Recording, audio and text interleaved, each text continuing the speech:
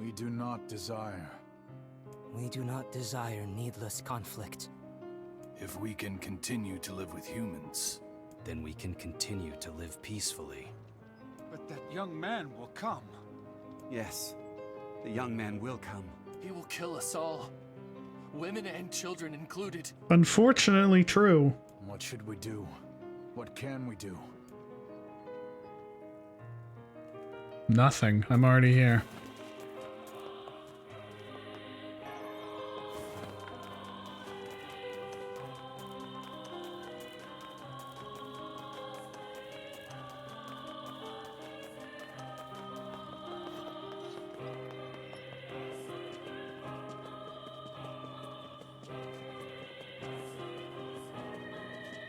I feel when they're always talking about this village being doomed, and it's because they know I'm here.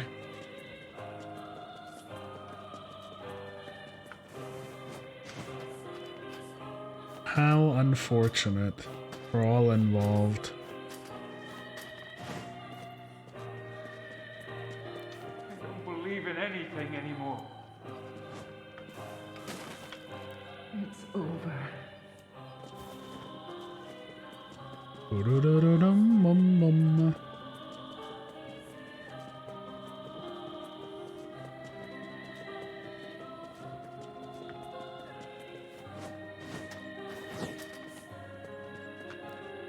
Hello? We're here from Popola's village. It's all over. We came to ask about the letter you sent. Our days are numbered. Our village is doomed. As cheerful as ever, it seems. You're the one who wrote the letter, right? I don't know about any letter. What the hell is going on here? It may be faster for us to take our inquiries elsewhere. Let us ask around.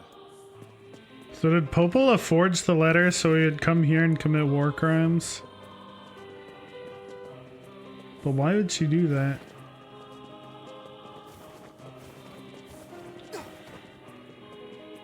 What's your motive, miss?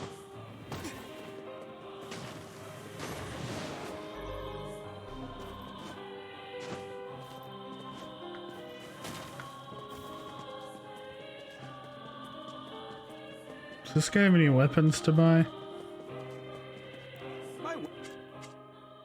You don't. What?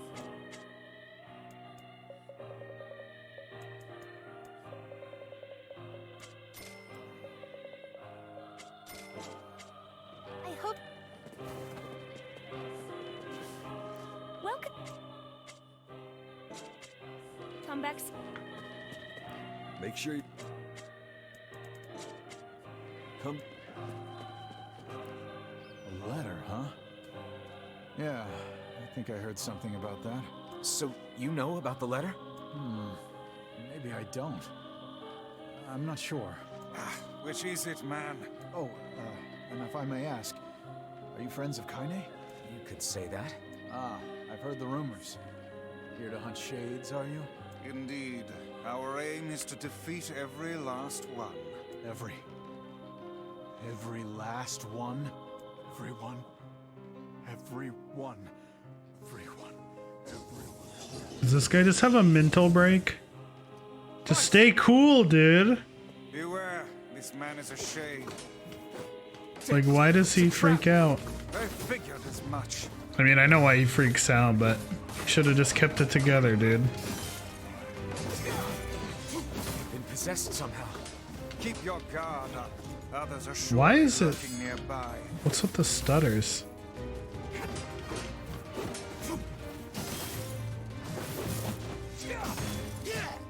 Ow.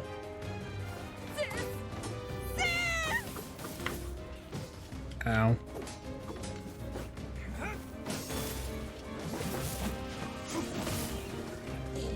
Another word. Asher car.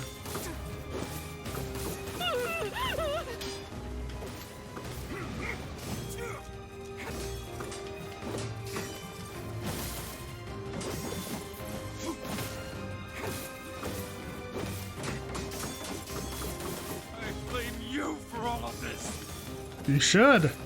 I'm not a nice person. You guys sure are taking your goddamn time. 1,000 apologies. We were distracted by the local welcoming party. Want some help? A carnival of murder? I love it. Yeah. Kaine! The villagers are possessed! But not all of them. Some are still human, so be careful.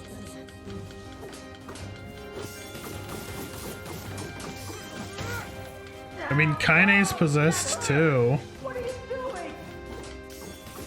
Like, we just slaughter all these people and Kaine's in, like, the same situation.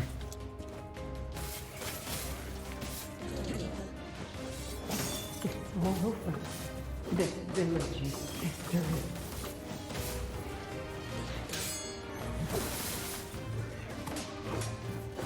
Feels worse the more you think about it. Get them.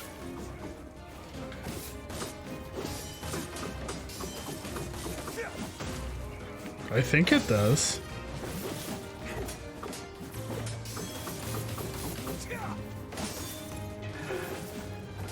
I mean, these people seem to be mostly in control of themselves until I said I was gonna genocide them. And one guy freaked out, and then everyone started freaking out.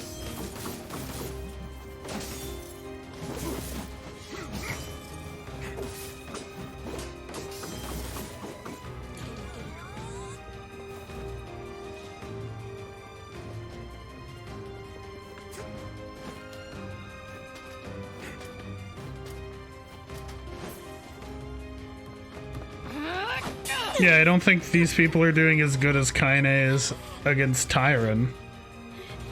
Get out of here! But they're doing okay. No way! I'm not gonna abandon my own sister! Kaine, what's going on? Don't be fooled by this lady. She's a shade. No!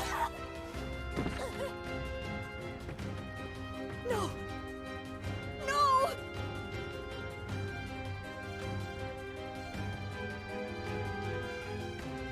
You people are the monsters here!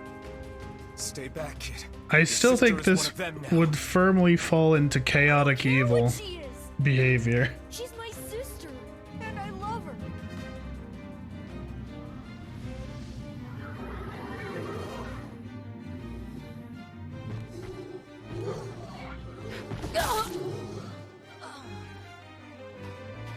Kaine!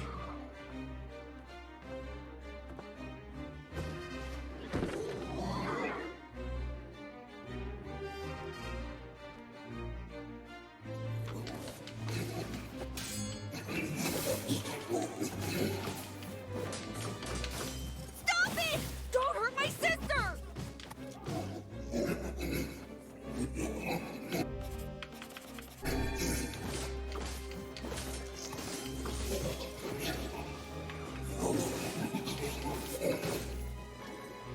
What madness.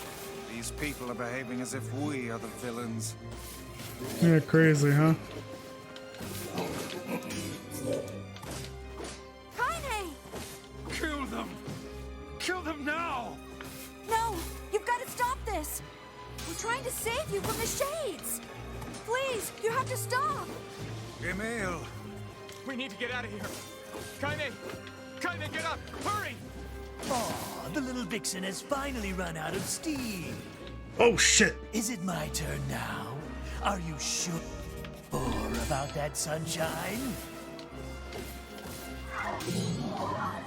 I mean, if a guy walks up to you and he's like, I'm gonna kill your entire race or species or whatever the shades consider yourself, and you have a bit of a conniption and attack him, I don't think it's entirely unjustified. I can't take this anymore.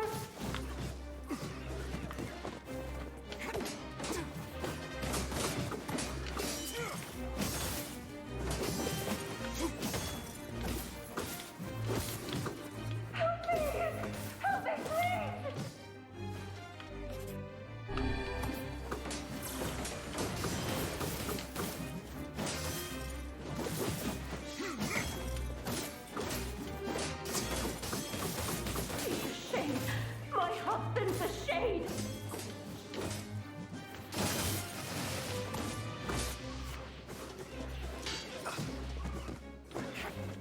There's even more than I remembered from last time. God, help us!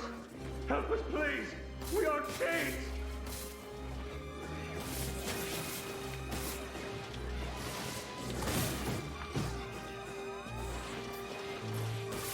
Wait, am I capped on strength capsules? Oh shit, okay. I can't deal with this. Just leave me alone.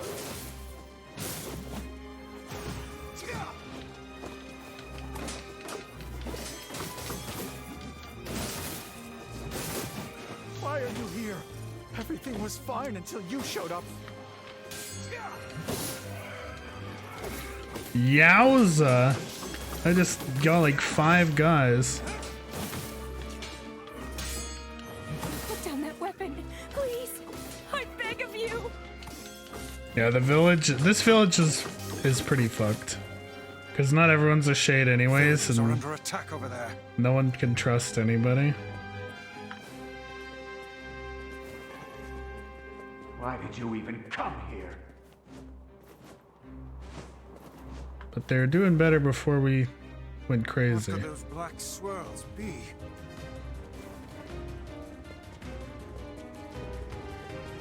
Ah, my strength capsule ran out.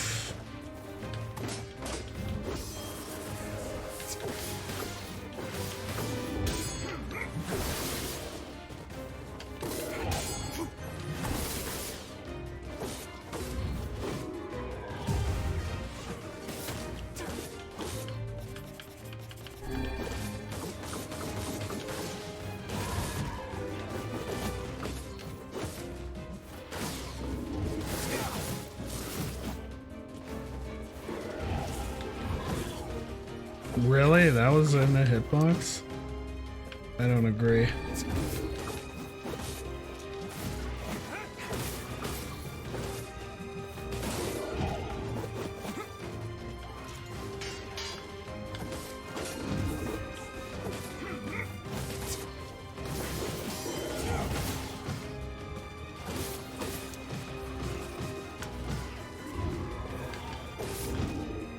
Camera, please.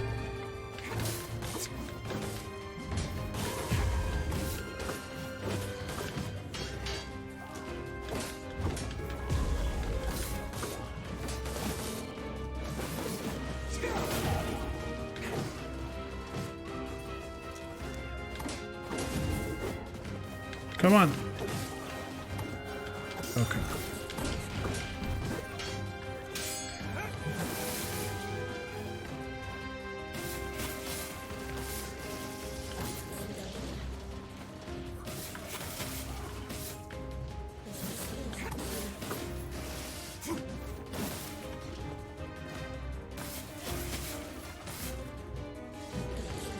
Eyeball time. What's happening? Wonder if it'll talk to me. Bum bum bum bum bum bum bum bum bum bum bum bum.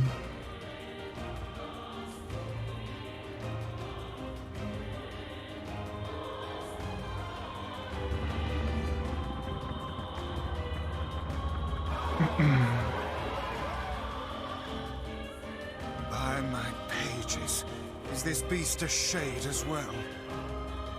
That thing sucked up the villagers. No! If we keep this up, we're gonna kill them all! We can't let that happen! Camille, what do you think we've been doing?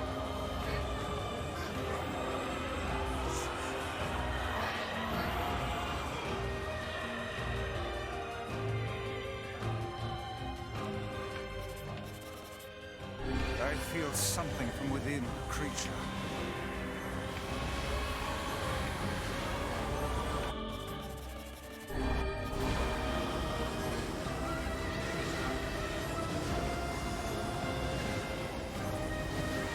Is this the combined power of all of Did it shades? ever do this attack It first will take time? more than a barrage of magic to stop us. The first to waver is the first to die. Oh yeah, he did. I remember this part. I sense magic coming from the center of that eye. What gave it away, Weiss?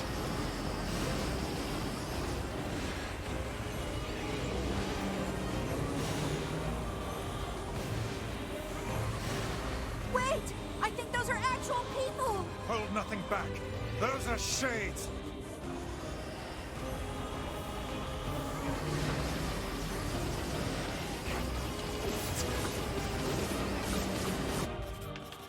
The surrounding tentacles appear to deflect magic.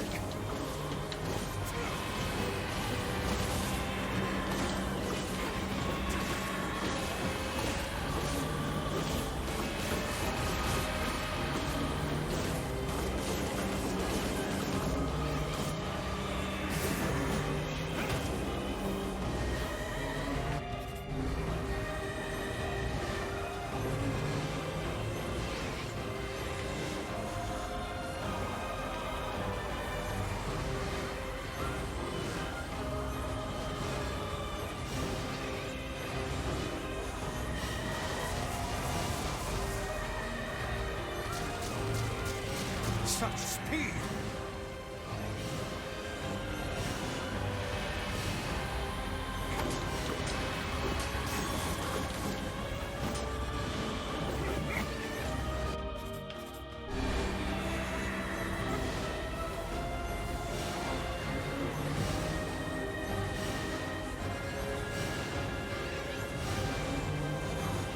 This boss is very weird.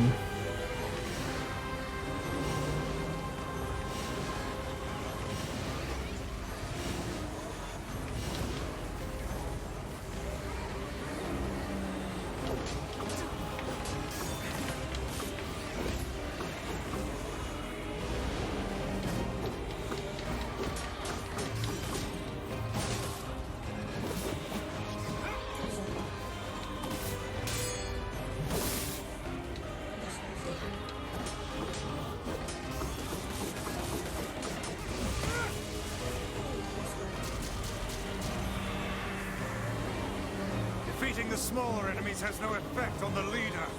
True. That's why I run in circles.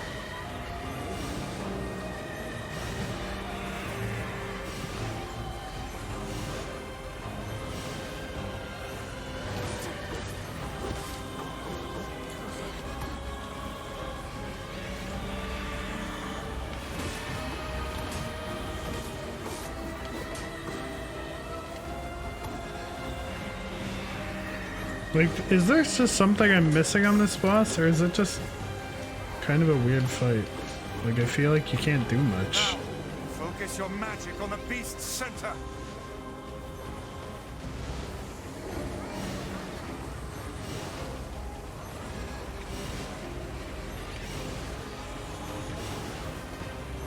Like, I don't even know how you beat this. Like, in one cycle. Yeah, is it just hard mode, making it a sponge?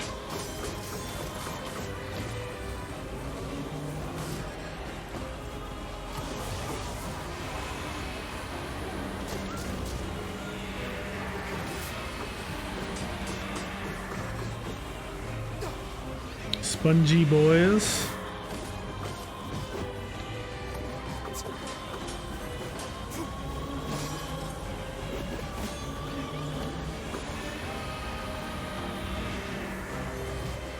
I mean, Automata is pretty spongy too.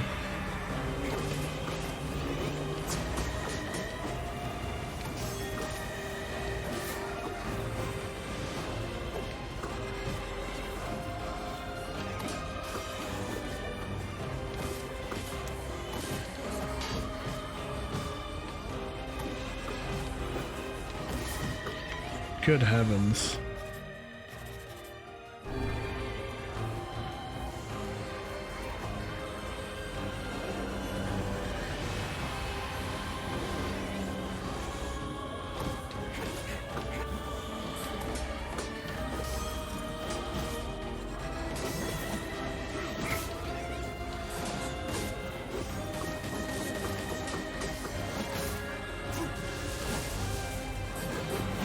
Don't!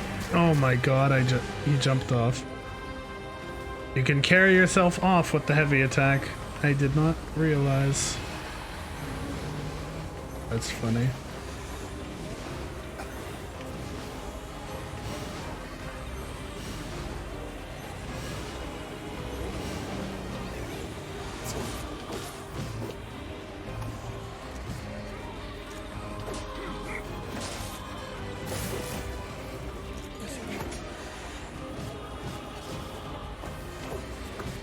No, killing the shades doesn't do shit.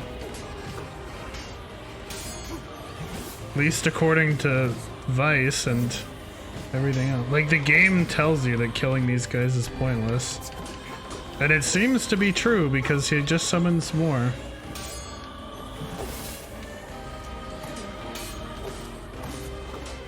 Like, if I get rid of these last two, I think he just summons a new grouping. Yeah, see?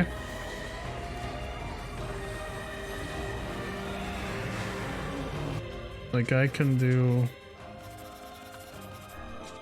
like this. Like, you can farm magic refills off the little boys. Like, that's like hardly any damage. I think it's just he's a spongy boy.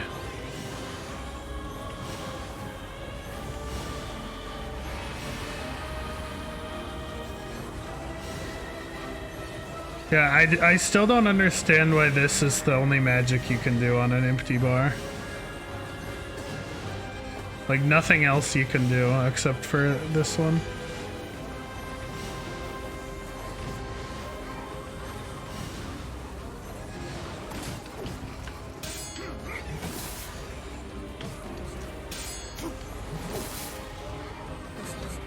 Come on, show me that peeper.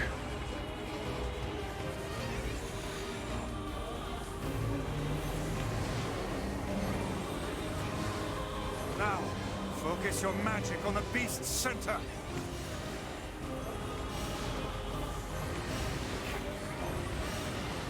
Alright, there we go.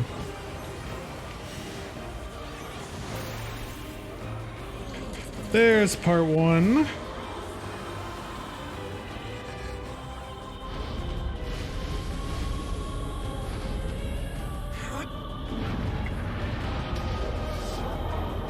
Yo, Kellen.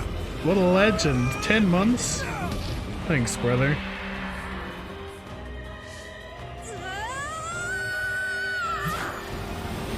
Blast him.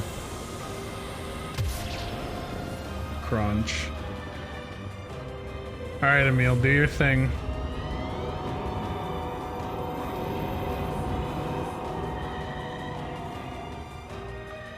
Look out! Something's coming!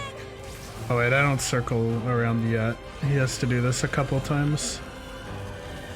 Its weak point is located around the back. Oh, he does do it right now. Okay. I thought he had to do that a couple times. Emil! Emil! Emil! I'll keep it busy. You should be able to attack from behind. Go around and get it. Please, hurry! Wait, I have to go up 2 ladders. Circle behind the creature at once. Hi, Kaine.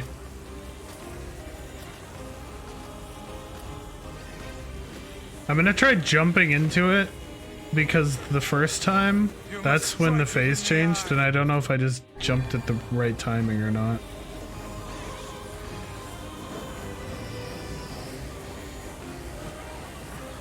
Oh, I also want gluttony.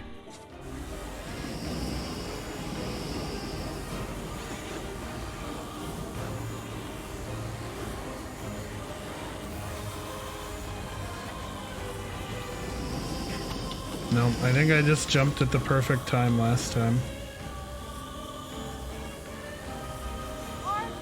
Are you there yet?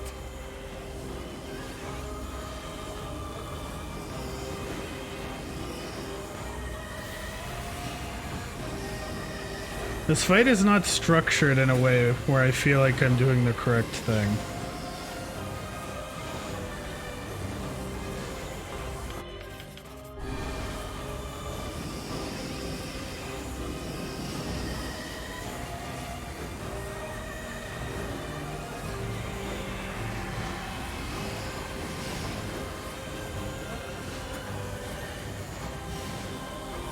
Like, even this second time through when I'm super high level. Well, not super high, but like higher than I was the first time. Feels like I'm doing something wrong, but I think he's just a spongy boy.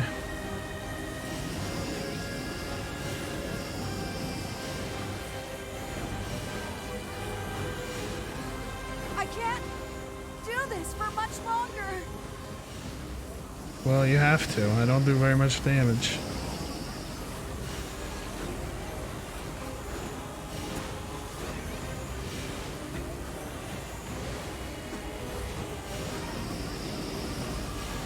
I'll have to look up like a video, a speedrun video on this boss and see what they do. There's gotta be a fast way. A non-spoiler way? I don't even have ending B yet. I assume it's like Automata, where you can save before the end and choose a choice 2 different ways, and then you get E after you do both.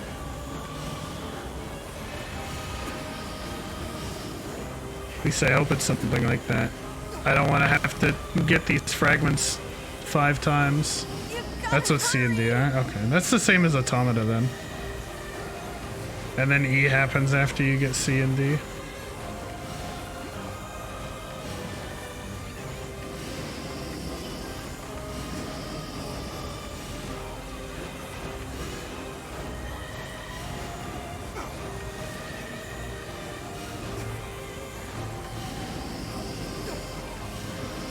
I'm hurrying as much as I can, Emil, trust me. Here, I'll hurry a little bit more.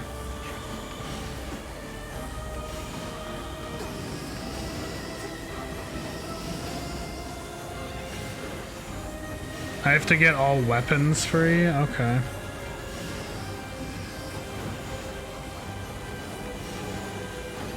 Well, I have a lot. I'll have to count how many I have.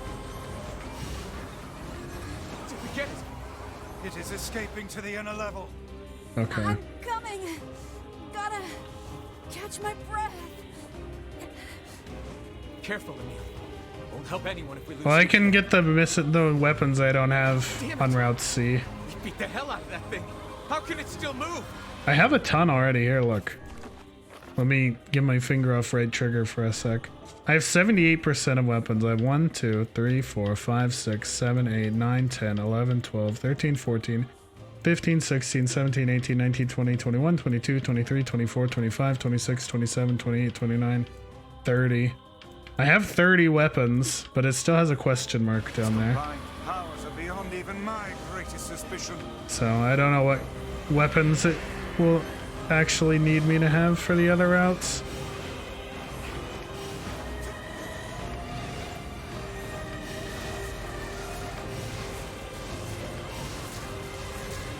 But I've been pretty thorough, I think. Oh yeah, some of those are DLC from Automata. So I'm missing 3 then, yeah.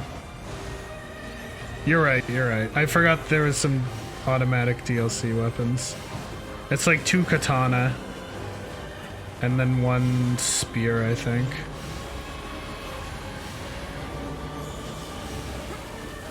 Dude, I love that friendly fire is enabled for this beam he shoots. He just demolishes his guys.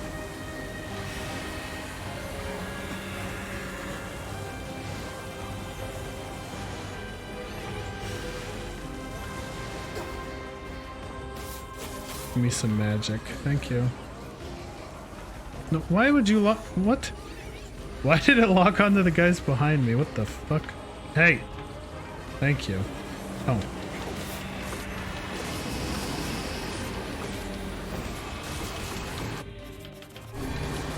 Unless we slay the beast, all hope. No! My uptime! Get off me!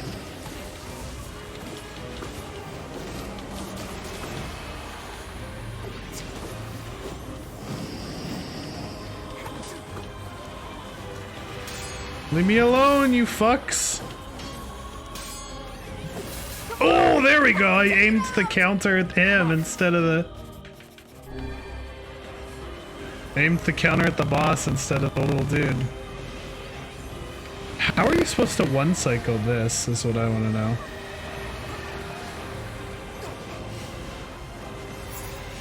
Like, I barely got over half.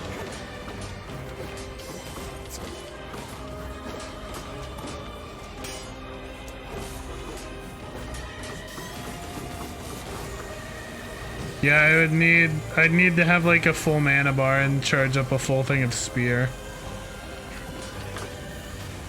No!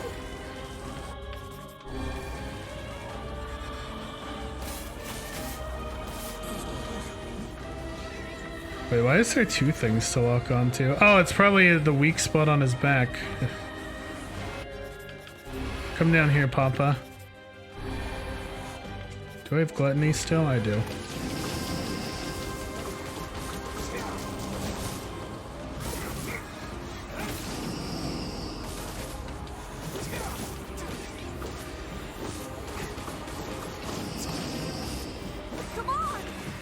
Alright, I have to hold gluttony. I think I have enough mana.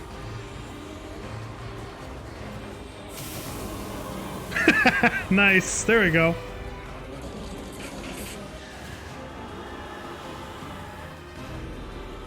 Adios, Emil, get out of the way.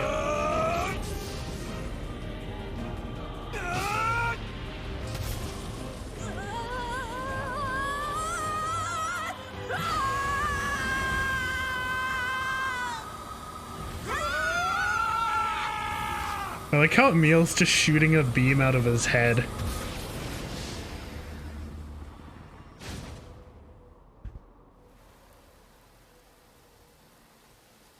So much blood.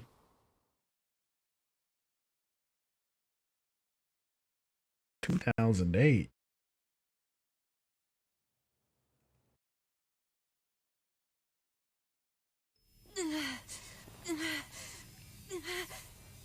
Emil, wait! Drop the bomb! Emil! He's gone. His instincts have taken hold. The ultimate weapon is being deployed.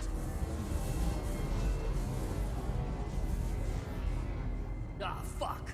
This ain't good, sunshine.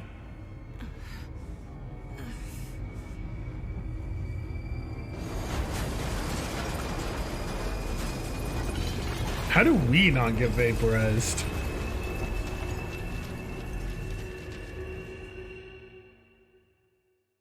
Because we're very, in the blast.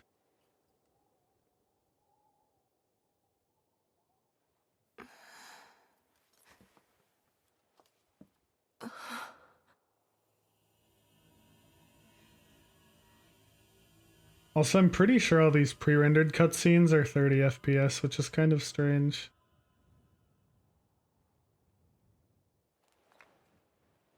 Because everything else is like 60-ish.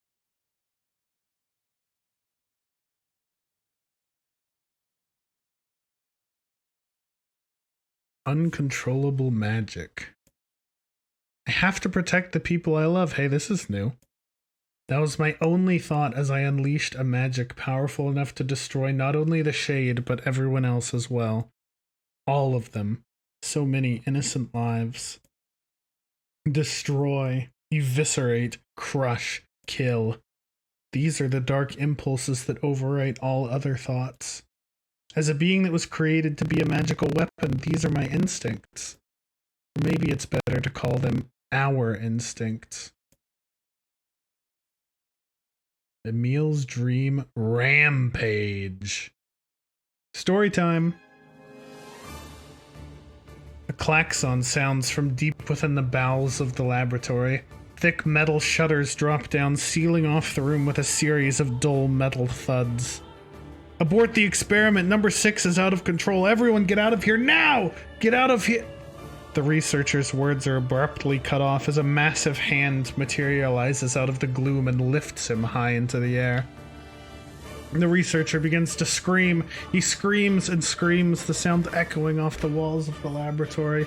until the hand squeezes down, coating the room in a deep crimson hue. The rest of his colleagues stand in silence, mouths open, unable to process what they've just seen.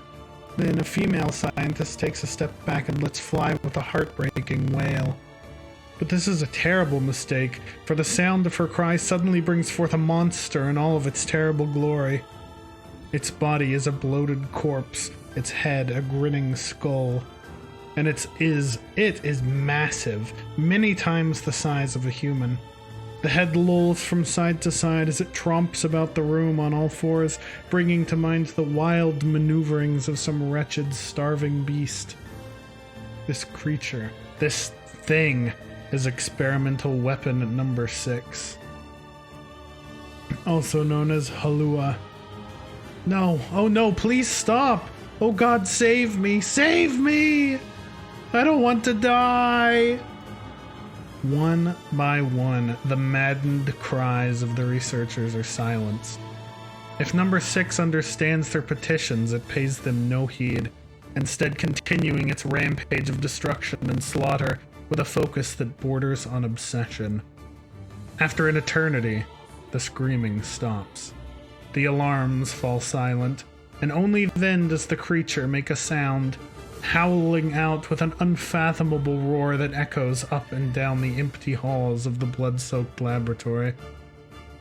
It's a sound that curses those who had dared bring such evil into the world, and yet one that also seems to be pleading for help.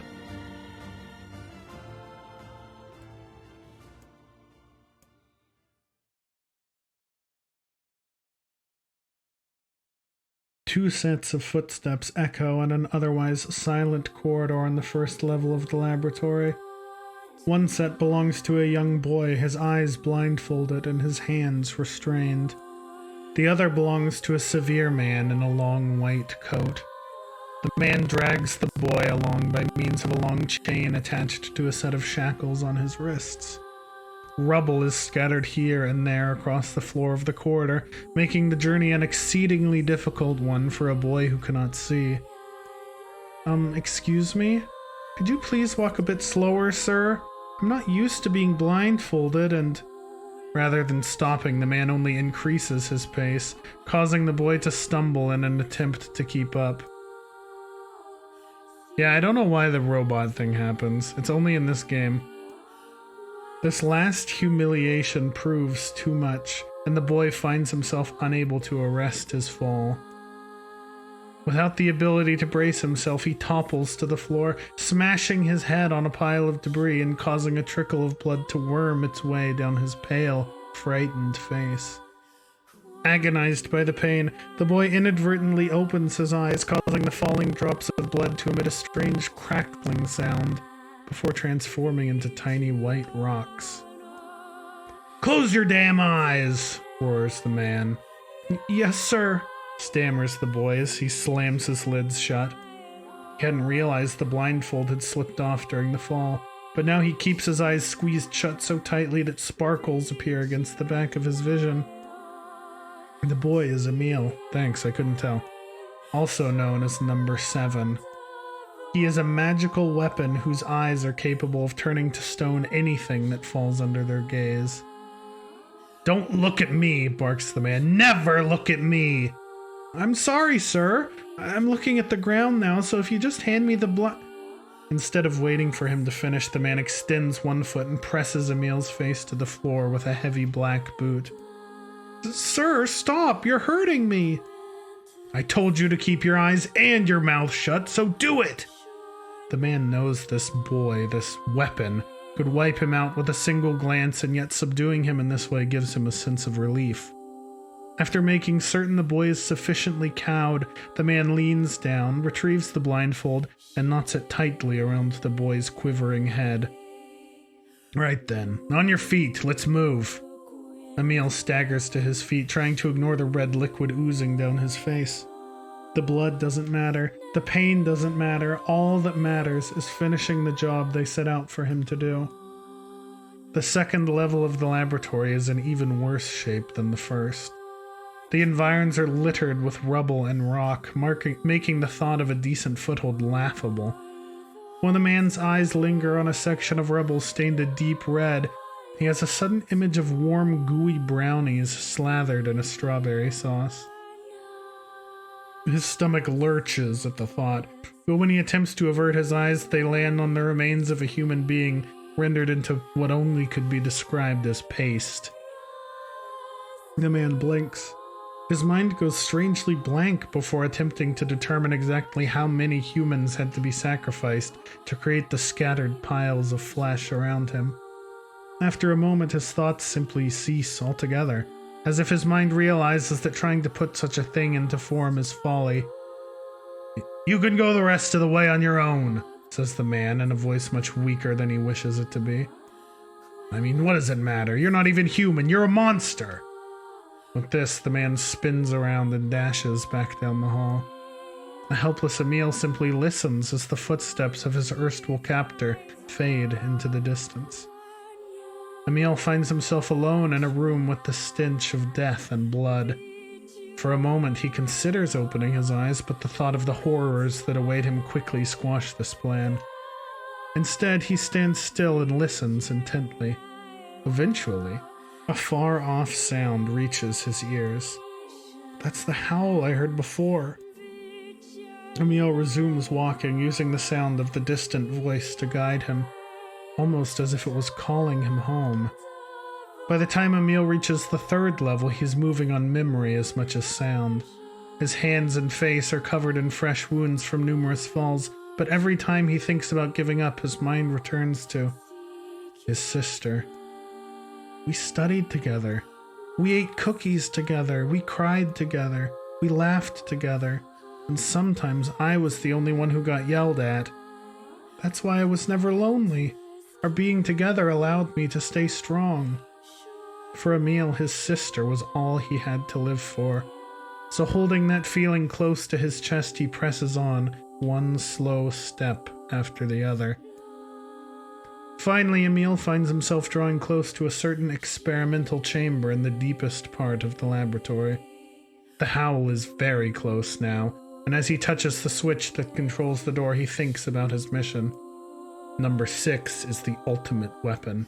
She is his sister, and he must turn her to stone. The door slowly opens, revealing the massive interior of the experimentation chamber. After a few steps, Emil removes his blindfold and slowly opens his eyes.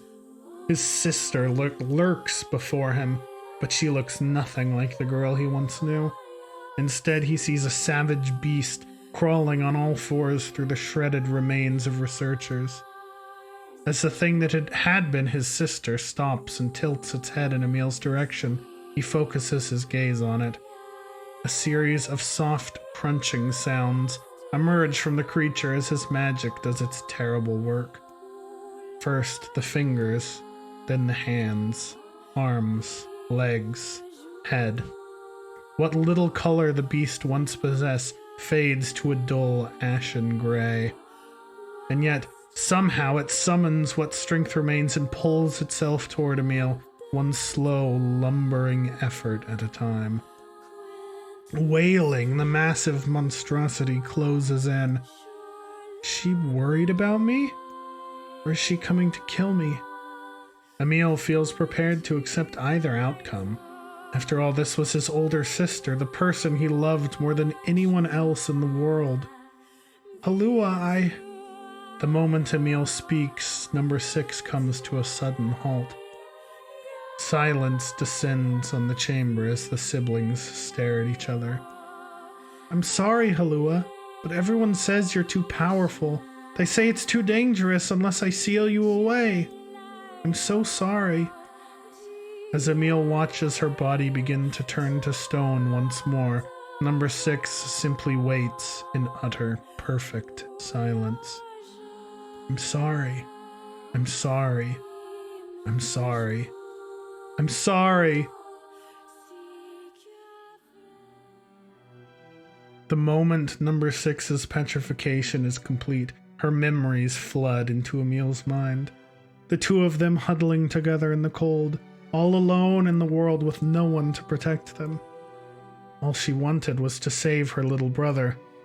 And yet, it was that little brother who, in a sense, saved her. The moment the petrification is complete, Emil sinks to his knees, a frozen sister and a little brother racked with sin. Alone in this cold cage, the two of them weep in a single silent voice.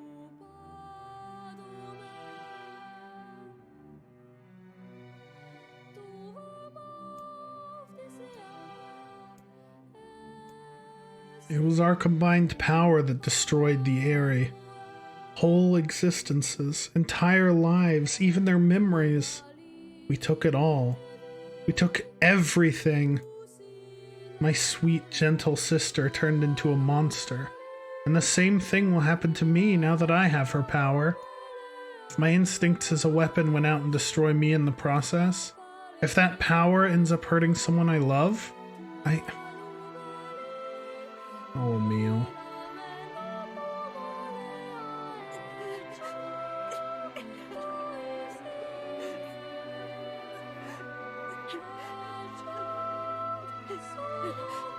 What have I done? I killed innocent people. I killed them all. But you saved us. If it wasn't for you, we'd all be dead. We owe you.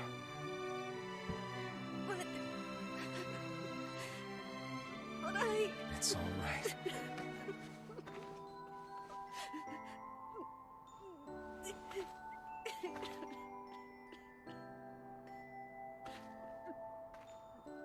Really? Don't look back.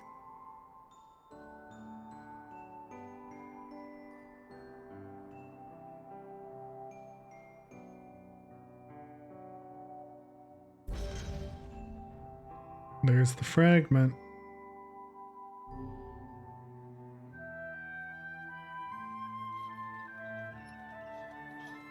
We had best be off. Yeah.